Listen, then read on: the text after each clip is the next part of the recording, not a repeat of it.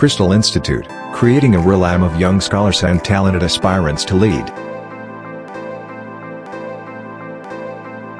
Hello students, welcome to the online class program of Crystal Institute. ഫിസിക്സിൽ focus area base ചെയ്തിട്ട് board എക്സാമിന് വേണ്ടി ഒരു എക്സാം പ്രിപ്പറേഷൻ ക്ലാസ് ആണ് നമ്മളിവിടെ ഉദ്ദേശിക്കുന്നത്. ഫോക്കസ് ഏരിയ ബേസ് ചെയ്ത് വളരെ പ്രധാനപ്പെട്ട 10 ക്വസ്റ്റ്യൻസ് നമ്മൾ ഈ സെഷനിൽ ഡിസ്കസ് ചെയ്യും. സോ നമുക്ക് ഫസ്റ്റ് ക്വസ്റ്റ്യനിലേക്ക് മൂവ് ചെയ്യാം. ഇതാണ് first question. 3 capacitors of capacitance 2 picofarad, 3 picofarad and 4 picofarad are connected in parallel. What is the total capacitance of this combination? Determine charge on each capacitor if the combination is connected to a 100 volt. ഈ topic ഏത് ചാപ്റ്ററിന്റെ ഭാഗമാണെന്ന് നിങ്ങൾ identify ചെയ്തിട്ടുണ്ടായിരിക്കും. ഇത് second chapter ആയ electrostatic potential and capacitance എന്ന ചാപ്റ്ററിൽ നിന്ന് വന്നിരിക്കുന്ന ഒരു ക്വസ്റ്റ്യൻ ആണ്. ഇതൊരു പ്രോബ്ലം ആണ്. ഓക്കെ, സോ നമ്മൾ ആദ്യം എന്ത് ചെയ്യണം? ഒരു ഫിഗർ വരയ്ക്കണം. ആ ഫിഗറിൽ എത്ര കപ്പാസിറ്റേഴ്സിനെ നമ്മൾ മാർക്ക് ചെയ്യണം? 3 കപ്പാസിറ്റേഴ്സിനെ 2 picofarad, 3 picofarad, 4 picofarad. അവരെ എങ്ങനെ കണക്ട് ചെയ്യണം? They are connected in parallel. എന്താണ് ക്വസ്റ്റ്യന്റെ first part? What is the total capacitance of this combination? ഈ കോമ്പിനേഷന്റെ ടോട്ടൽ കപ്പാസിറ്റൻസ് എത്രയാണെന്ന് കാൽക്കുലേറ്റ് ചെയ്യണം. ഓക്കെ, സോ നമുക്കൊരു ഫിഗർ വരയ്ക്കാം. 3 കപ്പാസിറ്റേഴ്സ്. ആ 3 കപ്പാസിറ്റേഴ്സും എങ്ങനെ കണക്ട് ചെയ്യണം? പാരലൽ ആയിട്ട് കണക്ട് ചെയ്യണം. ഓക്കെ, സോ ഞാൻ 3 കപ്പാസിറ്റേഴ്സ് വരച്ചു, അവരെ പാരലൽ ആയിട്ട് കണക്ട് ചെയ്തു. ഓക്കെ, സോ ഇതാണ് C1. C1ന്റെ വാല്യൂ ക്വസ്റ്റ്യനിൽ തന്നിരിക്കുന്നു 2 picofarad. ഇത് C2. C2ന്റെ വാല്യൂ തന്നിരിക്കുന്നു 3 picofarad. ഇത് C3. C3യുടെ വാല്യൂ തന്നിരിക്കുന്നു 4 picofarad. ഓക്കെ, ആദ്യം നമ്മൾ എന്താണ് കാൽക്കുലേറ്റ് ചെയ്യേണ്ടത്? ഈ കോമ്പിനേഷന്റെ ടോട്ടൽ കപ്പാസിറ്റൻസ് കാൽക്കുലേറ്റ് ചെയ്യണം. വളരെ സിമ്പിൾ ആണ്. കാരണം എന്താ? കപ്പാസിറ്റേഴ്സിനെ പാരലൽ ആയിട്ട് കണക്ട് ചെയ്താൽ ടോട്ടൽ കപ്പാസിറ്റൻസ് കിട്ടാൻ ഇൻഡിവിജ്വൽ കപ്പാസിറ്റൻസിന്റെ സം എടുത്താൽ മതി. Okay, so total capacitance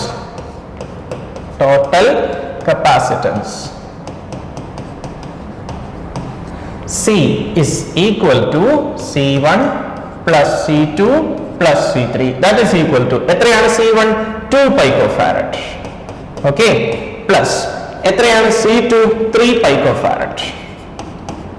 Plus എത്രയാണ് C3? 4 picofarad. Okay, so this is equal to, add ചെയ്യാൻ വളരെ എളുപ്പമാണ്. എല്ലാ കപ്പാസിറ്ററിന്റെയും കപ്പാസിറ്റൻസ് വാല്യൂവിന്റെ യൂണിറ്റ് സെയിം ആണ്, പൈക്കോഫാരഡ് ആണ്. So 2 picofarad plus 3 picofarad plus 4 picofarad. 2 plus 3 5, 5 plus 4 9. So the answer is 9 picofarad. കണ്ടോ, നമ്മൾ ക്വസ്റ്റ്യന്റെ ഫസ്റ്റ് പാർട്ട് ആൻസർ ചെയ്ത് കഴിഞ്ഞു. വളരെ സിമ്പിൾ ആണ്. ഓക്കെ, സെക്കൻഡ് പാർട്ട് എന്താണ്? Determine charge on each capacitor if the combination is connected to 100 volt. ഈ കോമ്പിനേഷനെ ഒരു 100 volt സെല്ലിലേക്ക് connect ചെയ്യണം. ഇതാ ഈ കോമ്പിനേഷൻ അക്രോസ് ആയിട്ട് ഒരു 100 വോൾട്ട് സെല്ല് കൊടുക്കുക. എന്താണ് കാൽക്കുലേറ്റ് ചെയ്യേണ്ടത്? ഓരോ കപ്പാസിറ്ററിലെയും ചാർജ് കാൽക്കുലേറ്റ് ചെയ്യണം. ഫസ്റ്റ് കപ്പാസിറ്റർ ആയ C1ൽ ഒരു ചാർജ് ഉണ്ടാവും Q1. സെക്കൻഡ് കപ്പാസിറ്റർ ആയ C2വിൽ ഒരു ചാർജ് ഉണ്ടാവും Q2. തേർഡ് കപ്പാസിറ്റർ ആയ C3ൽ ഒരു ചാർജ് ഉണ്ടാവും Q3. Q1 കാൽക്കുലേറ്റ് ചെയ്യണം, Q2 കാൽക്കുലേറ്റ് ചെയ്യണം, Q3 കാൽക്കുലേറ്റ് ചെയ്യണം. ഓക്കെ, വളരെ സിമ്പിൾ ആയിട്ട് നമുക്ക് ആൻസറിലേക്ക് എത്താൻ പറ്റും. ശ്രദ്ധിച്ചിരിക്കുക. കപ്പാസിറ്റൻസിന്റെ ജനറൽ ഇക്വേഷൻ നമ്മുടെ കയ്യിലുണ്ട്. എന്താണ്? C is equal to Q by V. Okay, ഒരു ക്രോസ് മൾട്ടിപ്ലിക്കേഷൻ കൊടുക്കുക. എന്ത് കിട്ടും? Q is equal to CV. അതായത് ഒരു കപ്പാസിറ്ററിലെ ചാർജ് കാൽക്കുലേറ്റ് ചെയ്യാൻ ആ കപ്പാസിറ്ററിന്റെ കപ്പാസിറ്റൻസ് വാല്യൂവിനെ അതിന് ക്രോസ് ആയിട്ടുള്ള വോൾട്ടേജ് വെച്ച് മൾട്ടിപ്ലൈ ചെയ്യുക. ഇവിടെ C1ഉം C2ഉം C3യും പാരലൽ ആയിട്ടാണ് സെല്ലിലേക്ക് കണക്ട് ചെയ്തിട്ടുള്ളത്. നമ്മൾ പഠിച്ചിട്ടുണ്ട് പാരലൽ കോമ്പിനേഷനിൽ എല്ലാ കപ്പാസിറ്റൻസിനും അക്രോസ് ആയിട്ടുള്ള വോൾട്ടേജ് എങ്ങനെ വരും? സെയിം ആയിട്ട് വരും. അതായത് ഫസ്റ്റ് കപ്പാസിറ്ററിന് അക്രോസ് ആയിട്ടുള്ള വോൾട്ടേജ് 100 വോൾട്ട് ആണ്. സെക്കൻഡ് കപ്പാസിറ്ററിന് അക്രോസ് ആയിട്ടുള്ള വോൾട്ടേജ് 100 വോൾട്ട് ആണ്. തേർഡ് കപ്പാസിറ്ററിന് അക്രോസ് ആയിട്ടുള്ള വോൾട്ടേജും 100 വോൾട്ട് ആണ്. ഇനി നമുക്ക് വളരെ ഈസി ആയിട്ട് ആൻസറിലേക്ക് പോവാം. സോ Q1 ഫസ്റ്റ് കപ്പാസിറ്ററിലെ ചാർജ് Q1 കിട്ടാൻ ഫസ്റ്റ് കപ്പാസിറ്ററിന്റെ കപ്പാസിറ്റൻസിനെ വോൾട്ടേജ് വെച്ച് മൾട്ടിപ്ലൈ ചെയ്യുക, അതായത് C1 × V. സെക്കൻഡ് കപ്പാസിറ്ററിലെ ചാർജ് കിട്ടാൻ അതിന്റെ കപ്പാസിറ്റൻസിനെ അതിനെ ക്രോസ് ആയിട്ടുള്ള വോൾട്ടേജ് വെച്ച് മൾട്ടിപ്ലൈ ചെയ്യുക. തേർഡ് കപ്പാസിറ്ററിലെ ചാർജ് കിട്ടാൻ അതിന്റെ കപ്പാസിറ്റൻസിനെ അതിനെ ക്രോസ് ആയിട്ടുള്ള വോൾട്ടേജ് വെച്ച് മൾട്ടിപ്ലൈ ചെയ്യുക. Okay, so this is equal to എത്രയാണ് C1? C1 2 പൈക്കോഫാരഡ് ആണ്. ദാറ്റ് ഇൻറ്റു അപ്പോൾ ശ്രദ്ധിക്കുക, പൈക്കോ എന്ന് പറഞ്ഞാൽ 10⁻⁻12 ആണ്. അപ്പൊ 2 പൈക്കോഫാരഡ് എന്ന് പറയുമ്പോൾ 2 × 10⁻⁻12 എന്ന് സബ്സ്റ്റിറ്റ്യൂട്ട് ചെയ്യണം. ദാറ്റ് ഇൻറ്റു ഫസ്റ്റ് കപ്പാസിറ്ററിനെ ക്രോസ് ആയിട്ടും സെക്കൻഡ് കപ്പാസിറ്ററിനെ ക്രോസ് ആയിട്ടും തേർഡ് കപ്പാസിറ്ററിനെ ക്രോസ് ആയിട്ടുമുള്ള വോൾട്ടേജ് സെയിം ആണ്. എത്ര വീതമാണ്? 100 വോൾട്ട് വീതമാണ്. അപ്പൊ എല്ലാ സ്ഥലത്തും വോൾട്ടേജ് ആയിട്ട് 100 തന്നെ എഴുതിയാൽ മതി. സോ ഇവിടെ വരുമ്പോൾ എങ്ങനെ വരും? സെക്കൻഡ് കപ്പാസിറ്ററിന്റെ കപ്പാസിറ്റൻസ് 3 പൈക്കോ എന്ന് പറഞ്ഞാൽ 3 × 10⁻12 × 100. ഇവിടെ വരുമ്പോ തേർഡ് കപ്പാസിറ്ററിന്റെ കപ്പാസിറ്റൻസ് അത് എത്രയാ? 4 പൈക്കോയാണ്, അതായത് 4 × 10⁻12 × 100. ഓക്കെ, ഇനി ആൻസർ ചെയ്യാൻ വളരെ എളുപ്പമാണ്. ദിസ് ഈസ് ഈക്വൽ ടു, നിങ്ങൾക്കറിയാം 2 × 100 എന്ന് പറയുന്നത് 200 ആണ്. 10⁻12 നമുക്ക് പൈക്കോ എന്ന് തന്നെ എഴുതാം, പൈക്കോ. ദെൻ എന്താണ് കാൽക്കുലേറ്റ് ചെയ്തിരിക്കുന്നത്? ചാർജ് ആണ്. ചാർജിന്റെ SI യൂണിറ്റ് എന്താണ്? കൂളോം ആണ്. So this is 200 pico coulomb. ഇവിടെ എന്ത് വരും? 3 × 100, അതായത് 300 പൈക്കോ കൂളോം. ഇവിടെ എന്ത് വരും? 4 × 100, അതായത് 400 pico coulomb. So this is the answer. ഉണ്ടോ? നമ്മൾ എന്ത് ചെയ്തു?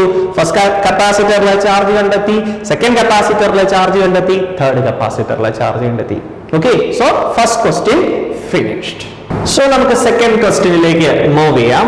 Explain how de Broglie explain Bohr's quantisation condition with his wave theory. Support your answer with a figure. ഏത് ചാപ്റ്ററിലെ ക്വസ്റ്റ്യൻ ആണിത്? ആറ്റംസ് എന്ന ചാപ്റ്ററിലെ ക്വസ്റ്റ്യൻ ആണ്. 2 കോൺസെപ്റ്റ് ആണ് ഇവിടെ നമുക്ക് കമ്പൈൻ ചെയ്യേണ്ടത്. ഒന്ന്, നീൽസ് ബോറിന്റെ ക്വാണ്ടൈസേഷൻ കണ്ടീഷനും ഡി ബ്രോയിയുടെ മാറ്റർ വേവ് എന്ന കോൺസെപ്റ്റും. ശരിയല്ലേ? ആണ്. എന്താണ് നീൽസ് ബോറിന്റെ ക്വാണ്ടൈസേഷൻ കണ്ടീഷൻ കൊണ്ട് ഉദ്ദേശിക്കുന്നത്? ന്യൂക്ലിയസിന് ചുറ്റും സർക്കുലർ ഓർബിറ്റിൽ കൂടെ ഇലക്ട്രോൺ മൂവ് ചെയ്യുന്ന സമയത്ത് ഇലക്ട്രോണിന്റെ ആംഗുലാർ മൊമെന്റം h/2πയുടെ ഇന്റഗ്രൽ മൾട്ടിപ്പിൾ ആണ് എന്നുള്ളതാണ് ബോറിന്റെ ക്വാണ്ടൈസേഷൻ കണ്ടീഷൻ. ഓക്കെ, ആ കണ്ടീഷനെ എങ്ങനെയാണ് ഡി ബ്രോയി തന്റെ വേവ് തിയറി ഉപയോഗിച്ച് സപ്പോർട്ട് ചെയ്തത്? ഇതാണ് ക്വസ്റ്റ്യൻ. അതിനെ സപ്പോർട്ട് ചെയ്യാൻ വേണ്ടിയിട്ട് എന്ത് ചെയ്യണം? ഒരു ഫിഗർ ഇവിടെ വരയ്ക്കാനാണ് നമ്മളോട് പറഞ്ഞിരിക്കുന്നത്. ഓക്കെ, സോ ആദ്യം നമുക്ക് ബോറിന്റെ ക്വാണ്ടൈസേഷൻ കണ്ടീഷൻ എഴുതാം. Bohr's quantisation condition. Quantisation condition. Quantisation condition. Okay, ഞാൻ മാത്തമാറ്റിക്കൽ ആയിട്ടുള്ള എക്സ്പ്രഷൻ എഴുതാം. Angular momentum, angular momentum of electron L is equal to n into h divided by 2π. ശരിയല്ലേ? ആണ്. എന്താണ് n? n can take values 1, 2, 3 etc. Okay, yes. So ഇതാണ് quantisation condition എന്ന് പറയുന്നത്. അതായത് ന്യൂക്ലിയസിന് ചുറ്റും ഇലക്ട്രോൺ കറങ്ങുന്ന സമയത്ത് ഇലക്ട്രോണിന്റെ ആംഗുലാർ മൊമെന്റം ഒന്നുകിൽ 1 × h/2π ആയിരിക്കും, അല്ലെങ്കിൽ 2 × h/2π ആയിരിക്കും, അല്ലെങ്കിൽ 3 × h/2π ആയിരിക്കും. ഇതാണ് ക്വാണ്ടൈസേഷൻ കണ്ടീഷൻ എന്നറിയപ്പെടുന്നത്. ഈ ക്വാണ്ടൈസേഷൻ കണ്ടീഷനെ എങ്ങനെയാണ് ഡി ബ്രോയി തന്റെ മാറ്റർ വേവ് എന്ന കോൺസെപ്റ്റ് ഉപയോഗിച്ച് എക്സ്പ്ലെയിൻ ചെയ്തത് എന്നുള്ളതാണ് ക്വസ്റ്റ്യൻ. ഓക്കെ, അപ്പൊ അതിന് ഡി ബ്രോയി എന്ത് കോൺസെപ്റ്റ് ആണ് യൂസ് ചെയ്തത്? നിങ്ങൾ മാറ്റർ വേവ് എന്ന് പറയുന്ന ഒരു കോൺസെപ്റ്റ് പഠിച്ചിട്ടുണ്ട്. എല്ലാ മൈക്രോസ്കോപ്പിക് പാർട്ടിക്കിളിനും അനലോഗസ് ആയിട്ട് ഒരു വേവ് ഉണ്ട്. The wave associated with material particle is called matter wave. ഈ മാറ്റർ വേവിന്റെ വേവ് ലെങ്ത് കാൽക്കുലേറ്റ് ചെയ്യാൻ ഡി ബ്രോയി ഒരു ഇക്വേഷൻ പറഞ്ഞിട്ടുണ്ട്. Okay, wave length of matter wave. wavelength of matter wave. Wavelength of matter wave. എന്താണ് equation? lambda is equal to h divided by mv. എന്താണ് h? Planck's constant. എന്താണ് m? Move ചെയ്യുന്ന പാർട്ടിക്കിളിന്റെ mass. എന്താണ് v? Move ചെയ്യുന്ന velocity. Okay, അപ്പോ എങ്ങനെയാണ് D Broglie ബോറിന്റെ quantisation കണ്ടീഷനിലേക്ക് എത്തിയത്? എങ്ങനെയാണ് അതിനെ സപ്പോർട്ട് ചെയ്തത്? ഇതാണ് ക്വസ്റ്റ്യൻ. ഓക്കെ, സോ നമുക്കൊരു സർക്കുലർ ഓർബിറ്റ് കൺസിഡർ ചെയ്യാം. ഫസ്റ്റ് ഓഫ് ഓൾ, സോ ഇതൊരു സർക്കുലർ ഓർബിറ്റ് ആണ്. ഓക്കെ, ഈ സർക്കുലർ ഓർബിറ്റിനെ ഞാൻ ബ്രേക്ക് ചെയ്ത് സ്ട്രെച്ച് ചെയ്താൽ എനിക്ക് എന്ത് കിട്ടും? എനിക്കൊരു സ്ട്രെയിറ്റ് ലൈൻ കിട്ടും. സോ ഇങ്ങനൊരു സ്ട്രെയിറ്റ് ലൈൻ കിട്ടും. ഈ സർക്കിളിന്റെ സർക്കംഫറൻസ് എത്രയാണെന്ന് ചോദിച്ചാൽ അത് 2πr ആണ്. ആ 2πr ആണ് ഈ സ്ട്രെയിറ്റ് ലൈനിന്റെ ലെങ്ത്. ഓക്കെ, ഡി ബ്രോയി പറഞ്ഞത് ഈ 2πr ലെങ്തിൽ ഇന്റഗ്രൽ മൾട്ടിപ്പിൾ ഓഫ് വേവ് ലെങ്തേ ഉണ്ടാവൂ. അതായത് ഒന്നുകിൽ 1 ലാംഡ ഇലക്ട്രോൺ വേവായിട്ട് ബിഹേവ് ചെയ്യുന്ന സമയത്ത് ആ മാറ്റർ വേവിന്റെ വേവ് ലെങ്ത് ഈ 2πr ലെങ്തിൽ ഒന്നുകിൽ 1 ലാംഡ ആയിരിക്കും, അല്ലെങ്കിൽ 2 ലാംഡ ആയിരിക്കും, അല്ലെങ്കിൽ 3 ലാംഡ ആയിരിക്കും. ഓക്കെ, ഇപ്പൊ ഞാനൊരു എക്സാമ്പിൾ ആയിട്ട് 2πr എന്ന ഈ ലെങ്തില് സേ 3 ലാംഡ വരുന്നത് ഒന്ന് കൺസിഡർ ചെയ്യാം. 2πr എന്ന ഈ ലെങ്തില് 3 ലാംഡ വരുന്നത്. 3 ലാംഡ എന്ന് പറയുമ്പോൾ എത്ര വേവ് അവിടെ വരണം? 3 വേവ് അവിടെ വരണം. ലാംഡയാണ് വേവ് ലെങ്തിന്റെ സിമ്പല്. ഓക്കെ, അപ്പൊ ഞാൻ ഈ ഫുൾ ലെങ്തിൽ 3 വേവിനെ റെപ്രസെന്റ് ചെയ്യാം. 3 വേവിനെ റെപ്രസെന്റ് ചെയ്യുമ്പോൾ 3 ഈക്വൽ ഹാഫ് ആയിട്ട് ആദ്യമേ ഇതിനെ കൺസിഡർ ചെയ്യണം. Okay, so first wave, second wave, third wave. Okay, ഇനി ഇതൊരു ഓർബിറ്റ് ആവുമ്പോൾ എങ്ങനെ വെക്കണം? ഇതിനെ ബെൻഡ് ചെയ്ത് ഒരു സർക്കിൾ ആക്കുക. ശരിയല്ലേ? ആണ്.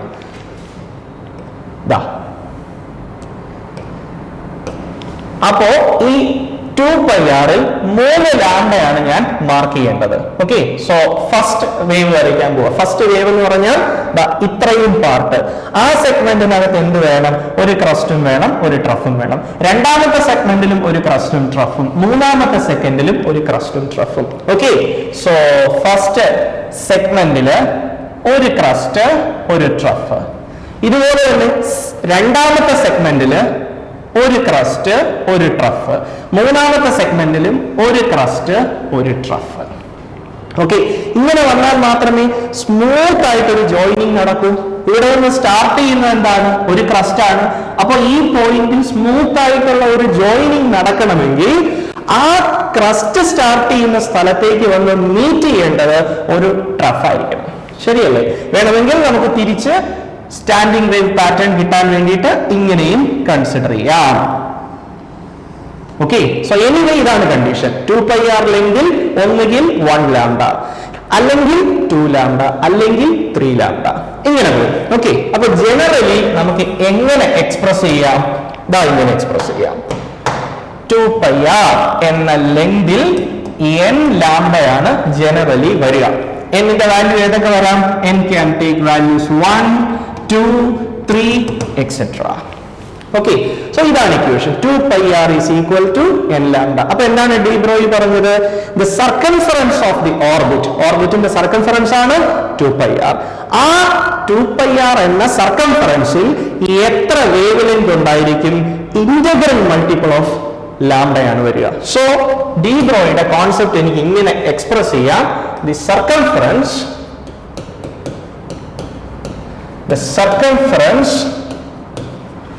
of the orbit contains integral multiple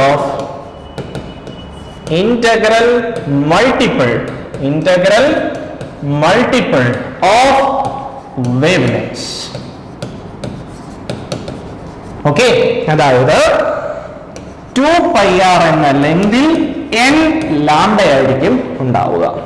okay, so ഞാൻ ഈ ഇക്വേഷനെ ഒന്ന് മോഡിഫൈ ചെയ്യുന്നു. അതായത് 2πr is equal to n lambda എന്നാണ് നമുക്ക് കിട്ടിയിരിക്കുന്നത്. ഓക്കെ, സോ ഈ ഇക്വേഷനിൽ നിന്നും നമുക്ക് ആരുടെ ഇക്വേഷനിലേക്ക് പോകണം? നീൽസ് ബോറിന്റെ ഇക്വേഷനിലേക്ക് പോകണം. നീൽസ് ബോറിന്റെ ഇക്വേഷൻ എന്താണ്? L is equal to n into h divided by 2π ആണ്. L is equal to n into h by 2 pi. Okay, അപ്പൊ ഇവിടെ ലാംഡ ഉണ്ട്. എന്താണ് lambda?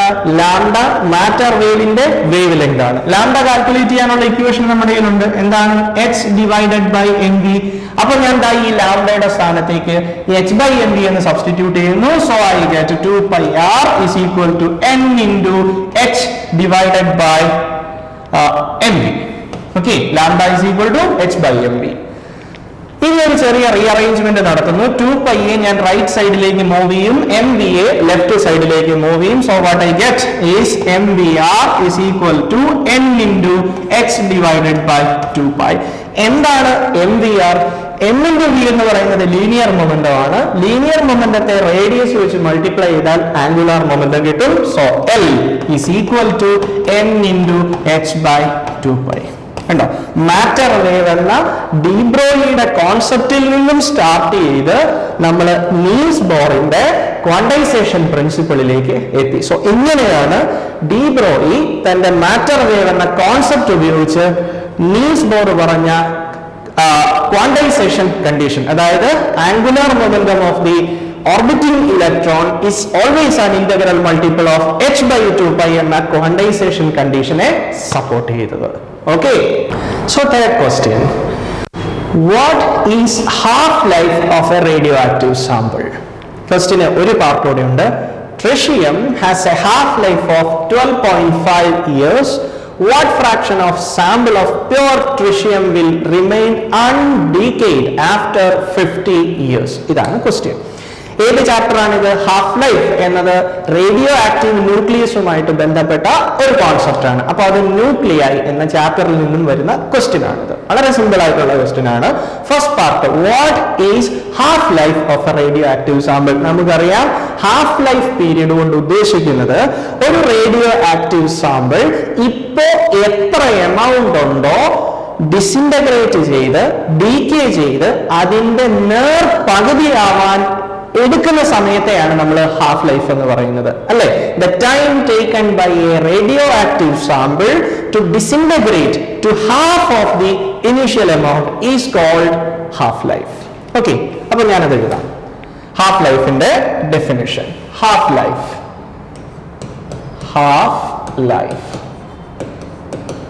Okay, the time taken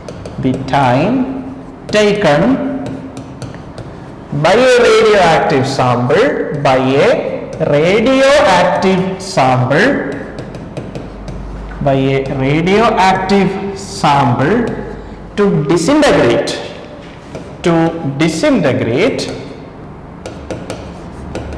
to disintegrate to half of the initial amount. Half of the initial amount is called half life. Okay, half life in the symbol t half ആണ്. ഈ half life calculate ചെയ്യാനുള്ള ഇക്വേഷനും നമ്മൾ ചാപ്റ്ററിൽ പഠിക്കുന്നുണ്ട്. എന്താണ്? 0.693 divided by ലാംഡയാണ്. ലാംഡയുടെ പേര് ഡീകേ കോൺസ്റ്റന്റ് അഥവാ ഡിസിന്റഗ്രേഷൻ കോൺസ്റ്റന്റ് എന്നതാണ്. Decay constant. Okay, the time taken by a radioactive sample to disintegrate to half of the initial amount is called half life. Okay, half life calculate ചെയ്യാനുള്ള equation 0.693 divided by lambda, where lambda is called decay constant or disintegration constant. Okay, question ഒരു part ഉണ്ട്. Tritium has a half life of 12.5 years. Tritiumത്തിന്റെ half life 12.5 years ആണ്. അങ്ങനെയെങ്കിൽ what fraction of sample of pure tritium will remain undecayed after 50 years? 50 വർഷം കഴിയുമ്പോൾ ഈ ട്രിഷ്യത്തിന്റെ എത്ര ഭാഗം decay ചെയ്യാതെ റിമൈൻ ചെയ്യുന്നുണ്ട് എന്നുള്ളതാണ് ക്വസ്റ്റ്യൻ. വളരെ സിമ്പിൾ ആയിട്ട് നമുക്ക് ആൻസറിലേക്ക് പോവാം. ഓക്കെ, ക്വസ്റ്റ്യനിൽ തന്നിരിക്കുന്നത് ട്രിഷ്യത്തിന്റെ ഹാഫ് ലൈഫ് 12.5 ഇയേഴ്സ് ആണെന്നാണ്.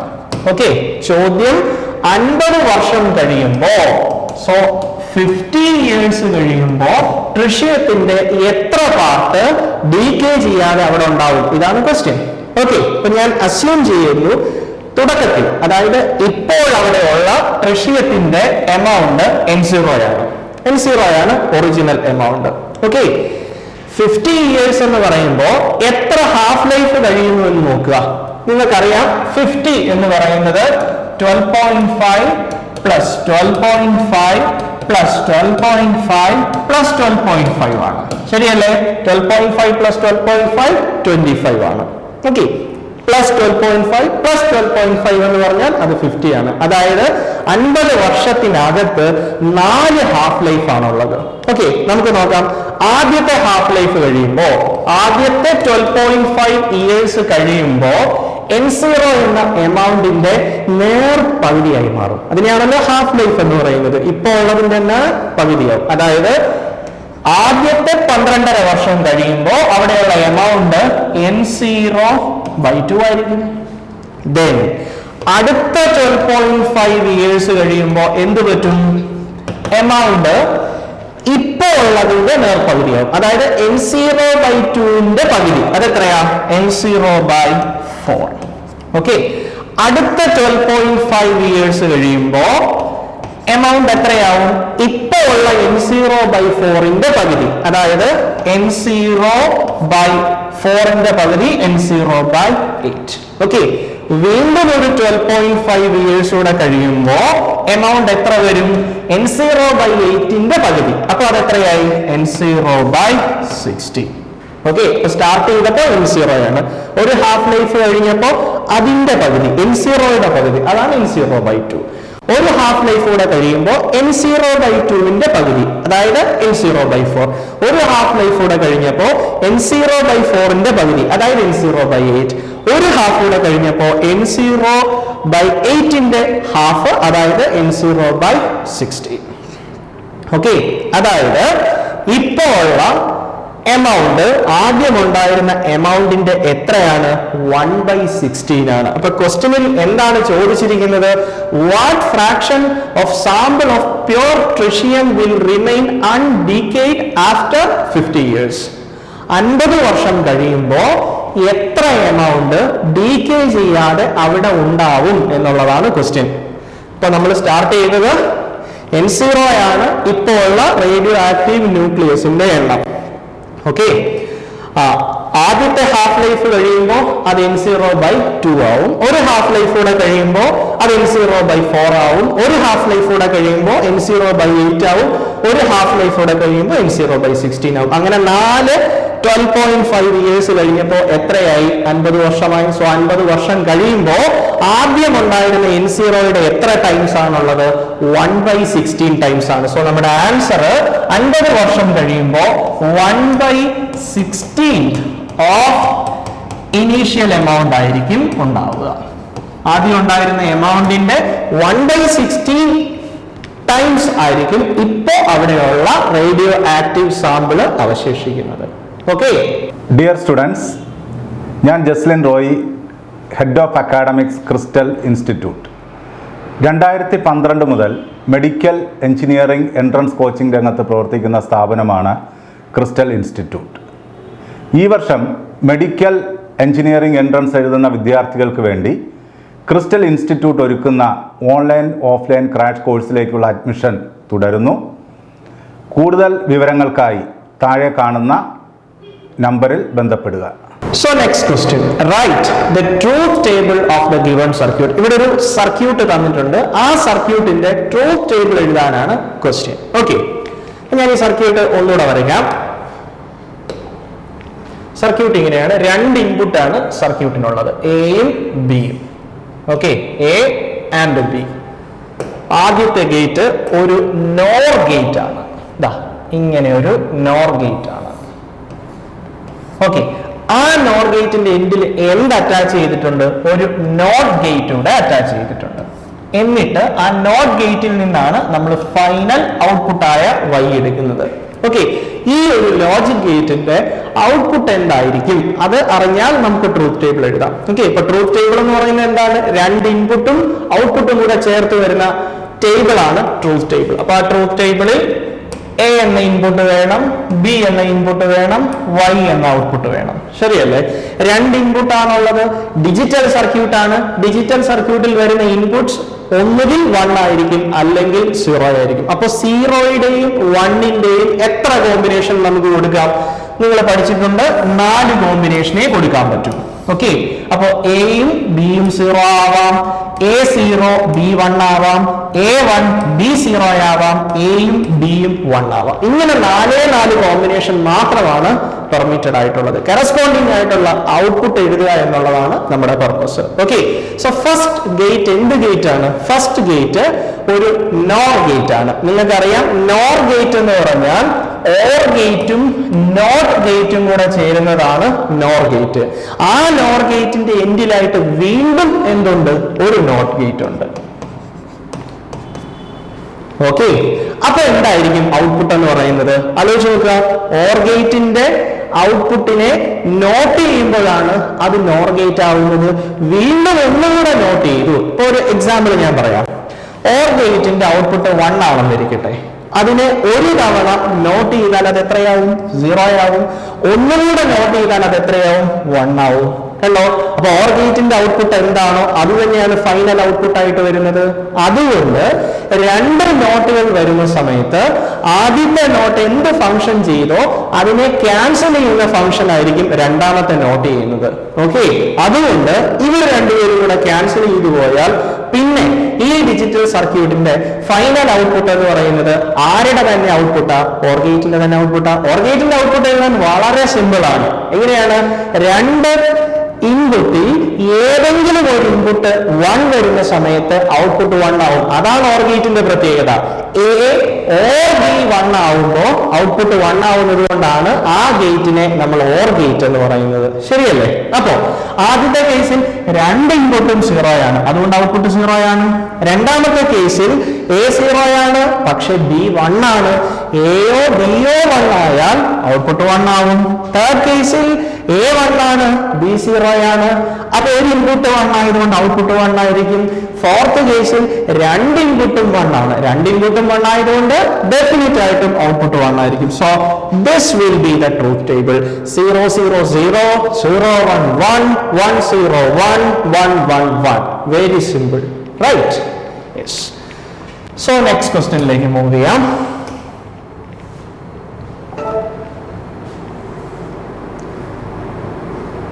ഇതാണ് question.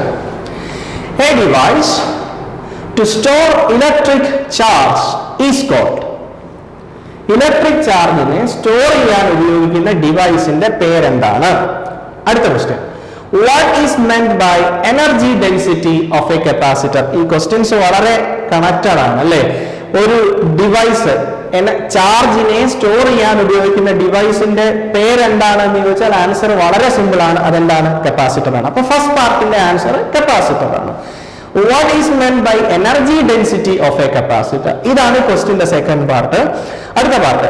What is the area of plates of a 0.1 microfarad parallel plate air capacitor given that separation between the plates is 0.1 millimeter? Okay, നമുക്ക് ഫസ്റ്റ് ക്വസ്റ്റ്യൻ ചെയ്യാം. What is meant by energy density of a capacitor? എന്താണ് mass density? Mass density എന്ന് പറഞ്ഞാൽ mass per unit volume. ശരിയല്ലേ? Mass density എന്ന് പറഞ്ഞാൽ mass per unit volume. അപ്പൊ എന്തായിരിക്കും എനർജി ഡെൻസിറ്റി? എനർജി ഡെൻസിറ്റി എന്ന് പറഞ്ഞാൽ എനർജി പെർ യൂണിറ്റ് വോളിയം ആണ്. ഒരു പാരലൽ പ്ലേറ്റ് കപ്പാസിറ്ററിൽ എന്താണുള്ളത്? 2 പ്ലേറ്റ്സ് പാരലൽ ആയിട്ട് വെച്ചിട്ടുണ്ട്. ഈ 2 പ്ലേറ്റിനും ഇടയിലുള്ള സ്പേസിൽ ഇലക്ട്രിക് ഫീൽഡ് ഉണ്ടായിരിക്കുമെന്നും ആ ഇലക്ട്രിക് ഫീൽഡിൽ എനർജി ഉണ്ടായിരിക്കുമെന്നും നമ്മൾ പഠിച്ചിട്ടുണ്ട്. കപ്പാസിറ്ററിൽ സ്റ്റോർ ചെയ്യുന്ന എനർജി കാണാൻ നമ്മുടെ കയ്യിൽ ഒരു ഇക്വേഷൻ ഉണ്ട്. Energy stored in a capacitor. Energy stored in a capacitor.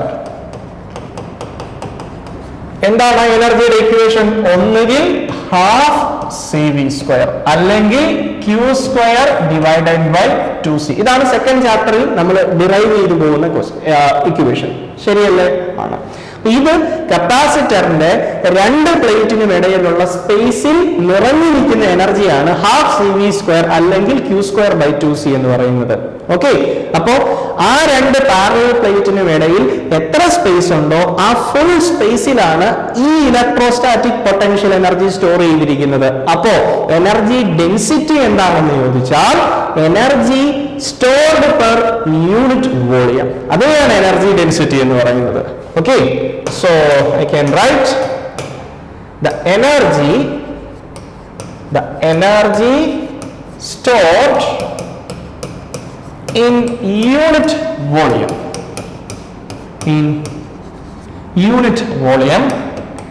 in the space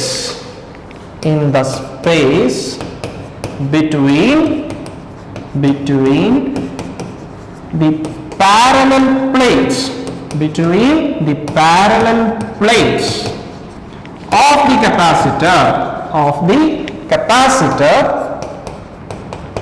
of the capacitor is called energy density.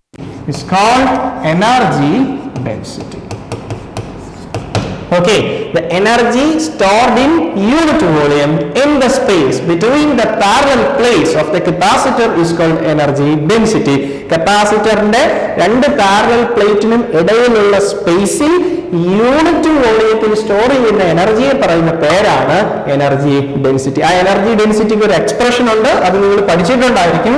Energy density U bar എന്ന് വേണമെങ്കിൽ നമുക്ക് അതിനെ റെപ്രസെന്റ് ചെയ്യാം. Energy density is equal to epsilon 0 E square divided by 2. ഇതാണ് energy density കാണാനുള്ള equation. Epsilon 0 E square divided by 2.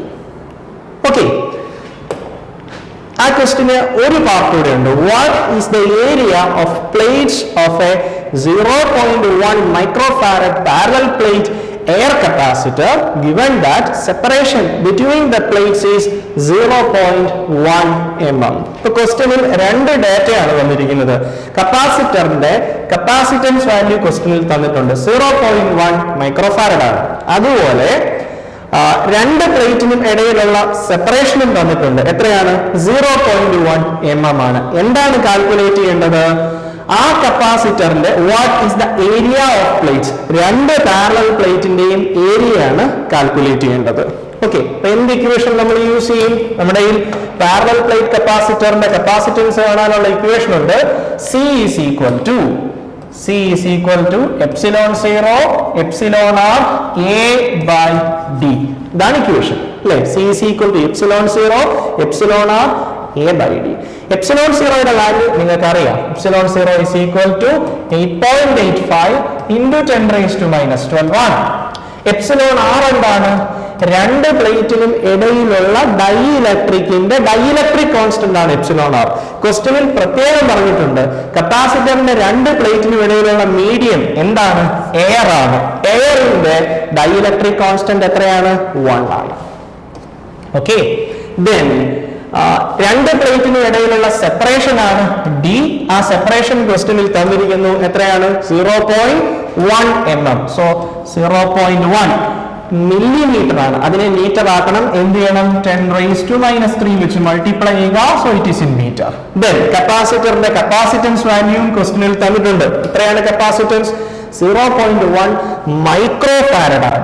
0.1 micro എന്ന് പറഞ്ഞാൽ എത്രയാ? 10 raised to minus 6 farad. Okay, എന്താ കാൽക്കുലേറ്റ് ചെയ്യേണ്ടത്? പ്ലേറ്റിന്റെ ഏരിയ, അതായത് എ ആണ് കാൽക്കുലേറ്റ് ചെയ്യേണ്ടത്. ഓക്കെ, ഈ ഇക്വേഷനിൽ നിന്നും എയുടെ ഇക്വേഷൻ എങ്ങനെ എഴുതാം? A is equal to C into D divided by epsilon 0 epsilon r.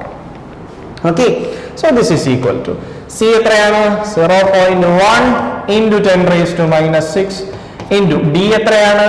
0.1 into 10 raised to minus 3 divided by epsilon 0 എത്രയാണ്? 8.85 into 10 raised to minus 12 into epsilon r എത്രയാണ്? 1. Okay, so this is equal to, ഇതിനെ simplify ചെയ്യുക. Anyway 1 divided by 8.85 അങ്ങനെ തന്നെ എഴുതാം. That into ഇനി എന്തൊക്കെ വരും? ഇവിടെ 10 raised to minus 6, 10 raised to minus 3, 0.1 എന്ന് പറഞ്ഞാൽ 10 raised to minus 1 ആണ്. വീണ്ടും 0.1 ഉണ്ട്, 10 raised to minus 1. Okay, so 10 raised to minus 1 into 10 raised to minus 1 ആയപ്പോൾ 10 raised to minus 2 ആയി. 10 raised to minus 2 into 10 raised to minus 6 ആയപ്പോൾ 10 raised to minus 8 ആയി. 10⁻⁸ into 10⁻³ ആയപ്പോ അത് 10⁻⁻11 ആയി ഡിവൈഡഡ് ബൈ 10⁻⁻12. ഓക്കെ, എന്താണ് 10⁻⁻11 ബൈ 10⁻⁻12? അത് 10 ആണ്. So this will be equal to 10 divided by 8.85. ഇത് നിങ്ങൾക്ക് എക്സാക്ട് ആയിട്ട് ചെയ്യാൻ പറ്റുമെങ്കിൽ ചെയ്യുക, ഇല്ലെങ്കിൽ ഇത്രയും എഴുതി ഏരിയ ആയതുകൊണ്ട് മീറ്റർ സ്ക്വയർ എന്ന യൂണിറ്റ് കൂടെ ചേർക്കുക. Okay, Contact us www.crystalinstitute.co.in